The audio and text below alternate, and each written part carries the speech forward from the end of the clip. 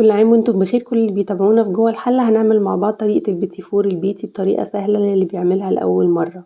دي طبعا المكونات وهنكتبها لكم زي ما عودناكم. معانا الزبده وحطينا عليها سكر البودره وهنبدا نضربها بالمضرب الكهربائي زي ما انتم شايفين الشكل ده كده شكلها بعد ما اتضربت. احنا هنضربها كتير خدوا بالكم. ونبدا نضيف بيضتين. هنحط البيضه الاولانيه وطبعا البيض احنا ضايفين عليه فانيليا وبعدين نضيف التانية واحدة واحدة ونبدأ نضربها. انا سايبالكم عملية الضرب علشان تاخدوا بالكم من الشكل. طبعا ده الدقيق بنضيفه وبنضيف عليه البيكنج باودر واحدة واحدة بقى كده بالمضرب وبعدين المعلقة بتاعتنا وهنقلب وهنبدأ نشتغل بايدينا شغالين واحدة واحدة. انا سايبالكم كل التصوير والطريقة اللي بنعجن بيها علشان تبقوا واخدين بالكم لو لسه بتعملوا اول مرة. وطبعا واحدة واحدة انتوا هيبقى ليكوا طريقتكم الخاصة واسلوبكم الخاص. ده شكل العجينة ما شاء الله شكلها جميل كده. احنا بنجربها يا رب تكون الطريقة واضحة. وده شكلها وطلعت مظبوطة الحمد لله. هنا بقى احنا هنعمل البيتي فور اللي هو بالكاكاو. جبنا كاكاو خام وحطيناه على الزبدة وبدأنا نقلبه وبعدين اخدنا جزء من العجينة وضفناه على الكاكاو والزبدة وبرده هنعجينه بايدينا. طبعا عارفين البيتي فور لازم يبقى فاتح وغامق يعني ده اساس ما ينفعش واحد منهم بس. ده شكلها بعد ما عجناها.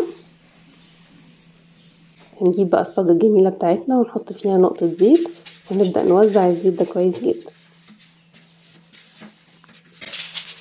بعد ما وزعنا الزيت بنضيف ورق الزبدة وبنثبته كويس علشان هنبدأ نشكل بالجهاز. الجهاز ده على فكرة عندنا من زمان خالص مكنة البيتي فور والكحك والحاجات دي. هناخد الشكل وهنقفل عليه وده الاسلوب اللي بنستخدم بيه المكنة لو انت لسه اول مرة تستخدميها. وطبعا انت بعد كده زي ما بقولك هيبقى ليكي طريقتك ما تفتكريش ان هي طريقة واحدة. ممكن تظبط معاكي تطلع معاكي كبيرة تطلع معاكي صغيرة. جربي لحد ما تكتشفي احسن اسلوب. غيرنا الشكل اهو. احنا كده لسه شغالين في الفاتح والصاجة اهي بقت جميلة. هنا بقى بنعمل التشكيل بايدينا عشان لو المكنة مش متوفرة عندك. البيتي فور بدأ يشقق مننا. طب نتصرف ازاي لو شقق مننا؟ نجيب زبدة ونرجع نحطها على العجينة تاني ونعجنها كويس جدا. ما تقلقيش اذا شقق وبقى وحش وباظ لا ما باظش ولا حاجة. الدنيا ماشية كويس.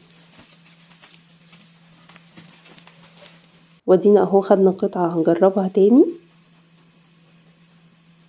تمام لفيناها طلعت سليمة وزي الفل. نروح بقى على الفرن بتاعنا على درجة حرارة متوسطة ما تعلوهاش ونحط الصاج بتاعنا ولازم تتابعوه كل شوية لحد ما ياخد لون ذهبي فاتح كده زي ما انتوا شايفين. يعني بيبقى من تحت كده بدأ ياخد لون بسيط. هنزين بقى الشوكولاتة حطيناها فوق البوتاجاز علشان تسيح. استغلينا ان الفرن سخن وبدأنا نشكل البيتي فور بتاعنا. ذوقي كنت حرة فيه لكن هو الاساس بتاعه المربى بين كل قطعتين من البيتي فور. احنا حطينا شوكولاتة ومكسرات.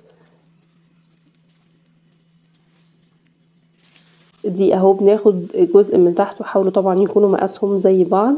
جزء وبينه مربى وبعدين الجزء التاني ونحطه فوق. تحفة. انا بالنسبة لي بحبها مربى سادة. انتوا بقى شكلوا زي ما انتوا شايفين كده وكل سنة وانتوا طيبين ويلا ناكل من جوه الحلقة.